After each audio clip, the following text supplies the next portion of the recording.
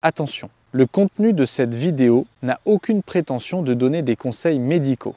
Je ne suis ni médecin, ni faisant partie du corps médical ou paramédical. Si des personnes ont besoin de conseils concernant leur santé, je les invite à se rapprocher de leur médecin traitant. Salut les copines! 5e jour de jeûne et comme tu peux l'entendre peut-être à ma voix, mon petit a décidé de me refiler sa crève. Résultat, je peux parler de manière très grave. Wilson, c'est un lupus. Walt Disney Pictures présente Crétin de Touques. Bref, j'adore cette voix. Mais en fait, un truc très particulier, c'est que là où mon petit, il a de la fièvre, il a le nez qui coule, etc. Moi, je n'ai qu'au niveau des cordes vocales. J'ai absolument pas d'autres symptômes. Je pense que le jeûne implique une grosse difficulté pour le microbe de s'installer. C'est-à-dire qu'il n'y a plus de sucre, il n'y a plus de glucides, il n'y a plus rien. Donc les cellules, elles sont déjà en mode on est prêt à se battre. Donc vas-y, ramène-toi mon gars, on va te fracasser la tronche. Bref, petit rétrospectif d'abord de la journée qui vient de se passer. Alors j'ai aidé mon beau-père à retirer un truc sur son tracteur, parce que voilà, c'était un peu compliqué. Je dois avouer que c'était un petit peu lourd, et là j'ai senti les limites, tu vois, je me suis dit wow. Et d'ailleurs je lui ai dit bon là je peux plus, parce que je peux plus faire. Ensuite j'ai tourné la vidéo, j'ai monté la vidéo, et après j'ai décidé de m'atteler à un autre travail de meulage de fer. Voilà, je commence à être un petit peu connaisseur de la chose, donc voilà, j'ai meulé pas mal de choses, tant que ça ne me demandait pas trop d'énergie, et puis après je me suis arrêté. Plusieurs fois j'ai essayé de faire une sieste, ça n'a pas marché du tout. Voilà, c'est-à-dire que quand tu es en jeûne, ce n'est pas toi qui décides de quand tu vas prendre du repos et quand tu vas pas en prendre. Mais bon, je me suis quand même couché vers 20h30, hein, c'est-à-dire que voilà, on a couché le petit, et puis après moi j'ai dit moi c'est bon, je ne peux plus suivre, j'y vais, je m'arrête, voilà. Je me suis couché et là, j'ai un peu fait la crêpe pendant pas mal de temps, avant de trouver l'endormissement. Je vous expliquerai un petit peu après justement pourquoi. Bref, je me suis endormi vers 3 h du matin, mon garçon m'a réveillé, je me suis pas rendormi jusqu'à 5 h du matin, et après je me suis réveillé à 7h20, assez reposé en fait. Donc une nuit pourrave ne veut pas dire ne pas être reposé, c'est très étonnant. Et alors physiologiquement, justement, il y a quelque chose de très intéressant dans ce que je viens de te dire, à savoir, ce n'est pas toi qui décides quand tu te reposes. Parce que, en fait, le corps, pendant un jeûne, prend les commandes. C'est-à-dire, la vie en toi va décider d'agir de son propre chef. Et ce n'est plus toi qui va décider du rythme que tu mets dans ta journée. Moi, quand je me suis couché hier soir et que j'ai fait la crêpe pendant pas mal de temps, en fait, j'étais en pleine détox. Alors, qu'est-ce qu'on appelle détox? C'est que le corps va essayer d'utiliser toute l'énergie que tu lui donnes pour faire du tri dans l'organisme. Ce n'est pas des moments très agréables. Parfois, il peut y avoir de la fièvre, tu peux te sentir un peu fébrile, etc. Moi, tout ce que je peux te dire, c'est que je savais qu'à ce moment-là, mon corps était en train de lutter contre le microbe que m'avait refilé mon gosse. Et il le faisait de manière assez forte, en fait. Et donc, c'était un petit peu étonnant. Mais tu vas voir, ça peut être pour plein d'autres endroits. C'est-à-dire que tu vas, je sais pas, t'as des problèmes d'œdème, t'as des problèmes de je sais pas quoi, enfin, tu peux trouver n'importe quelle pathologie. Tu vas voir, pendant les phases de détox, le corps cible cela. Et en fait, il le fait quel que soit, toi, ce que tu aurais voulu, ce que tu aurais projeté, ce que tu aurais aimé faire. Et ça n'a rien à voir avec la descente alimentaire que tu aurais pu faire avant. Que tu fasses une descente alimentaire ou que tu n'en fasses pas, tu verras pendant ton jeûne, à partir du moment où tu passes en jeûne long, eh bien, il va y avoir des jours, où il va y avoir des demi-journées, où il va y avoir des heures, où ton corps va décider, allez, c'est le moment, je m'attaque à ça. Tu vois, pour certaines personnes, par exemple, qui ont des douleurs dentaires, ça peut venir dans les dents.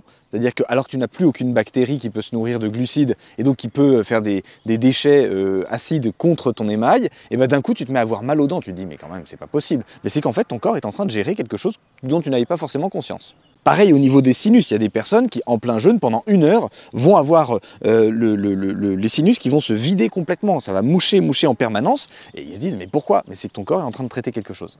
Et donc ce qui est hyper déstabilisant, c'est que pour une fois, tu n'es plus le maître à bord.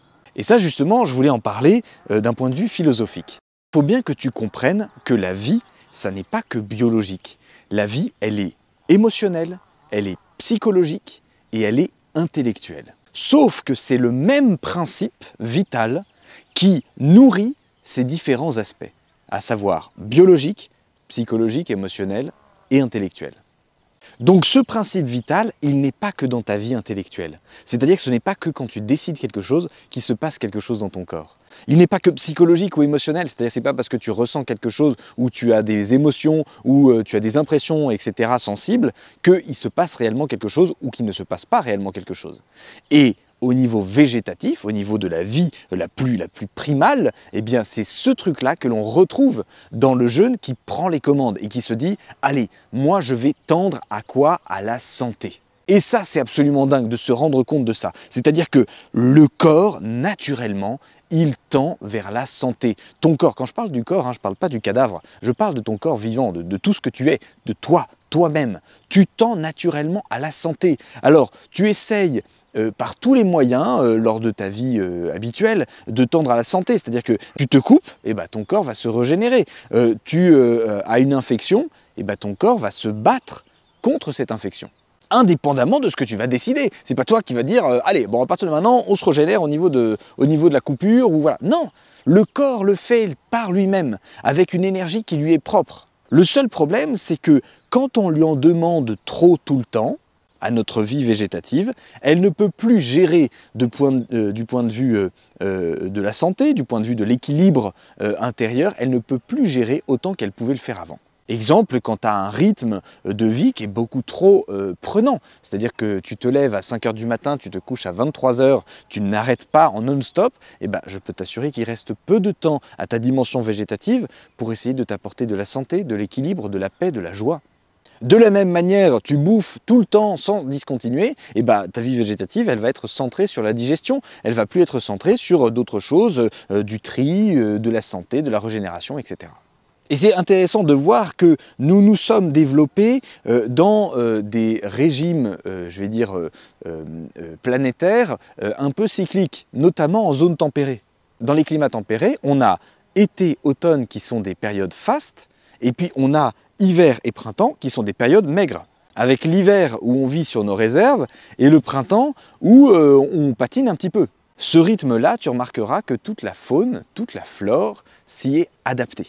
Ils se sont aussi adaptés au lever du soleil, au coucher du soleil, à ce genre de choses, à la pluie, au vent, etc. Bref, ils se sont adaptés à énormément de choses. L'être humain est en train, dans nos sociétés un peu occidentales, de perdre cette capacité adaptative. Le jeûne, d'un point de vue philosophique, c'est justement la redécouverte, et c'était ce que j'ai découvert, moi, la première fois que j'ai jeûné, la redécouverte de ce principe vital en toi qui peut agir et qui va te mettre en résonance avec tout ce qui existe. C'est-à-dire qu'à ce moment-là, tu laisses faire le corps, Et alors c'est peut-être parfois un peu désagréable, c'est peut-être un peu parfois douloureux, mais il faut se dire que le principe vital en toi, c'est ce qu'il fait. Et le corps est tellement plus intelligent que le médecin qui a fait 9 ans d'études. Le corps sait très bien où il faut taper, comment il faut l'utiliser, à quelle proportion il faut utiliser telle chose, etc. Tu es un animal savant sans même faire participer ton intelligence. C'est quand même fou. Je ne te dis pas de ne pas aller voir de médecin quand ça ne va pas, c'est pas du tout mon propos. Je te dis juste que quand tu vas te mettre à jeûner, tu vas redécouvrir le fait que, oui, le corps a une autonomie de fonctionnement, et cette autonomie de fonctionnement, c'est la tienne, c'est celle qui t'est le plus adaptée. Alors c'est sûr, quand tu jeûnes la première fois, le corps ne comprend pas très bien ce qui est en train de se passer. Et donc, il va avoir tendance à envoyer des signaux un petit peu partout et il va essayer de rattraper tout le temps qu'il a perdu. Il va essayer tu vas voir, parfois c'est le foie qui va se répandre complètement, qui va virer toutes les toxines, tu vas te lever, tu auras le blanc des yeux qui sera jaune pendant 2 heures, tu te diras mais qu'est-ce qui est en train de se passer? Alors les premiers, les plus farfelus, ils vont te dire ah il a une jaunisse, etc. Mais tellement pas, c'est-à-dire que le foie est juste en train de détoxifier, il n'y a pas de problème, ça va passer dans 2 heures, t'inquiète pas. Par exemple, d'autres personnes vont avoir l'estomac qui va se remplir de bile.